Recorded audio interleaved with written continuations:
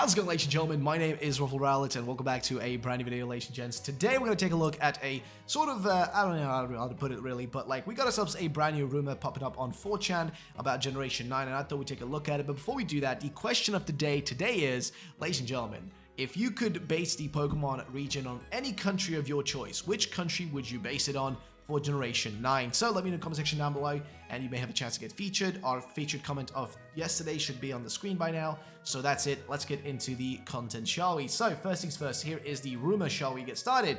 Here's what it says. So Pokemon Generation 9 leaks by Anonymous, posted I think yesterday, or today, posted today.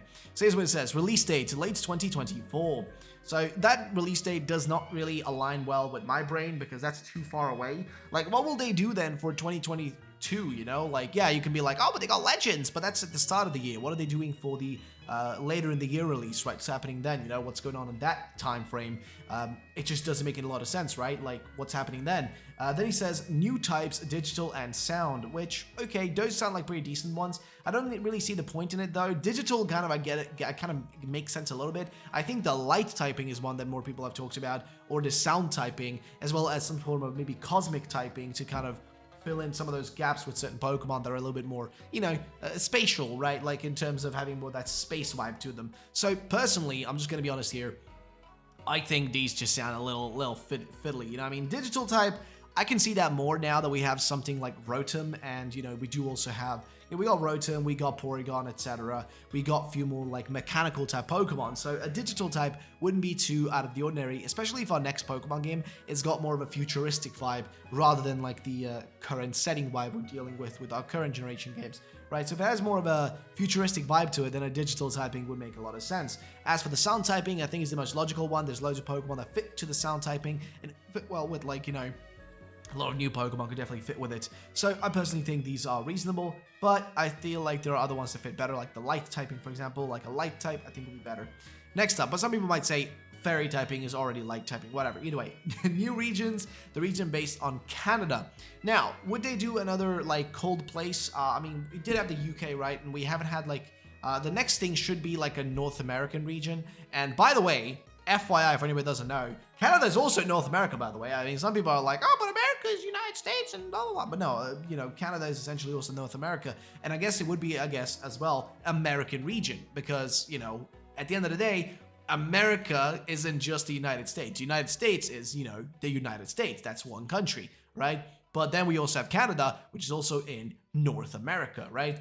So what I'm trying to say here is an American region would make sense, and Canada as a country that's in North America would fit well because that's the next thing on their kind of way of the way they do it, right? Because the way they've done it recently, starting since what, Generation 5? Because Generation 4 was the last Japanese region they did, because all the first regions were all Japanese ones. So let me explain this. Generation 1 Kanto was based in the literal Kanto region of Japan. Generation 2 Johto is based on, I think, the area around Hokkaido and stuff around there. No, sorry, not Hokkaido. That's wrong. That's Sinnoh. The area around like man, I can't remember. Kyoto. Thank you. There it is. Kyoto, around that area, kind of like that. Not exactly sure what it's based on, but it's based on Japan as well. Generation 3 is based on the southern part of Japan, where, you know, you have more like some of the islands and stuff like that, like, you know, around where, like, I think even like Hiroshima is and whatnot, you know, around that area. And then we have the fourth one, which is Sinnoh, which is based on Hokkaido, which is the coldest part of, you know, Japan, which is up in the north, right? So yeah, it's the most northern part of the place, which also is why Sinnoh is the coldest Pokemon region, because it just correlates. But after Generation 4, that's when things changed. Generation 5 introduced, you know, an American region, right? We got ourselves a brand new thing, which is, as mentioned, right, like having an American region, right, with, you know, specifically Generation 5 being based a little bit around, like, I guess, New York and stuff like that, with Gen 5 Unova. Then we had the next thing after that, which was a European-based place, which was, of course, Kalos, which was based on France. Then after that, we had another, right? After Kalos, we had another one based on North America. That was a Hawaii-based one with Alola. And then we have another European one which was Galar, aka based in the UK, and then next now we should have another American style based one, whatever, which wouldn't be surprising if it was something like maybe even Canada. Who cares? Like, they can do that. It's still North America, so it counts. And also, Canada's a big place with loads of Pokemon fans, so it only makes sense, right? In my opinion, only makes sense. So keep that in mind. Either way, let's continue. Then a new region based on Canada, new Pokemon. You got Armadillo starter, which is Grass Rock. Okay, that doesn't sound too bad. An Armadillo starter Pokemon, second evolution is Grass Rock as well. You got an Ankylosaurus starter, which I don't know what that is. Let's look that up real quick.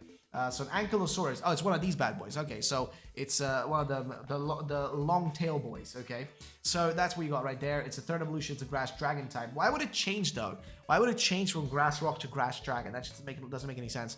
Snake starter Pokemon, which is a fire type. Snake starter Pokemon, which is a second evolution, is also fire. And then Cobra starter Pokemon is the third evolution, and it's a fire ghost type.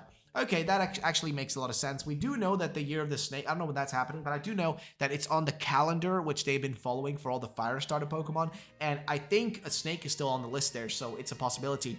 Now, they continue on here. Seagull chick starter Pokemon is water flying. A Puffin starter Pokemon, second evolution water flying. And a Kendo Stork starter is a water flying one. So I guess it's going to have like a Kendo stick, for battling. Then we have a rat Pokemon, it's a normal poison type. A rat Pokemon, second evolution, it's a normal poison type as well. We got an Osprey Chick Pokemon, it's a normal flying one. Osprey Pokemon, second evolution. So all these are essentially, normal type flying. We've got a Monarch Caterpillar Pokemon, which is Bug, and a Monarch Cocoon Pokemon, and a Monarch Butterfly. So just a Butterfly evolution thingy, which not too strange. A Silverfish Pokemon, which is a Silver Bug type. Silver Bug? What?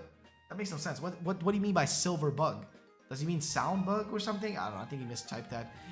By the way, Poppy Seed Pokemon, which is a grass type Poppy Pokemon, which is a grass type Saint Bernard Puppy with Pokemon, which is a normal type Saint Bernard Pokemon. I guess dog, whatever. Pokemon, which is second evolution, normal type as well. You got a regional Meowth Ghost, regional Persian Ghost, regional Persian's third evolution. Really, again, Meowth. Actually, this is something that wouldn't surprise me if they gave Meowth another regional evolution. Wouldn't be surprising, actually. Actually, that makes it feel more realistic, to be fair.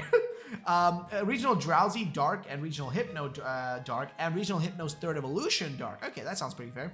New Evolution Steel, New Evolution Sound, Digital, and Ghost. These would be fantastic if true. Honestly, man, that would be amazing. New Elemental Monkey Electric, New Elemental Monkey second evolution Electric, Regional Azurill Fire Ghost, Regional Meryl Fire Ghost as well. Those, okay, fair enough. I don't know how that would even work, to be fair, because of Azurill's design, but Azumarill as well, same thing. Mimikyu's evolution, Ghost Fairy, Regional Drifloon, which would be a Dragon Flying type, Regional Drifblim, which is Dragon Flying, Togepi second evolution, Normal Dragon, Togepi second evolution, a new one, and third evolution. Doesn't he know Togetic and Togekiss? Doesn't he know their names? What? Oh my god, I'm sorry, man, but this is just BS. Carnotaur Fossil Pokemon Rock Dragon, Carnotaur Fossil Pokemon second evolution Rock Dragon, Baby Clownfish Pokemon Water, and Clownfish Pokemon second evolution Water. I mean, man, how do you not know the names of the Pokemon you are typing about here? I mean, unless you actually technically that wouldn't be that surprising if you are essentially someone who just got the information and you're just putting it out there. You know, sometimes you can just just know shit, but you don't know a lot of details about the game. I mean, that just happens. That's just how it can be sometimes. I've had information about certain games, but, background information, but I didn't know much about the games themselves. That can happen, okay? Things like that can happen. And also, again, the reason I cover these sort of things is because you guys seem to enjoy these coverings. And also, sometimes the ones you think are least likely can end up being real. I mean, I swear to God, some of the ones I've covered and then they end up being real have been the most confusing ones. And I don't know, man. Like the Ben Affleck ones back in the day, everybody thought they were crazy and unreal and unrealistic. So you never really know. But what are you guys' thoughts and opinions on this one? Let me know in the comment section down below. And more or less, that's going to be the end of today's video, guys. If you did enjoy, then drop a like down below. Make sure to subscribe for future videos. And my name has been Ruffle Rowlet. I love you all. Thank you so much, and I'll see you all in the next one.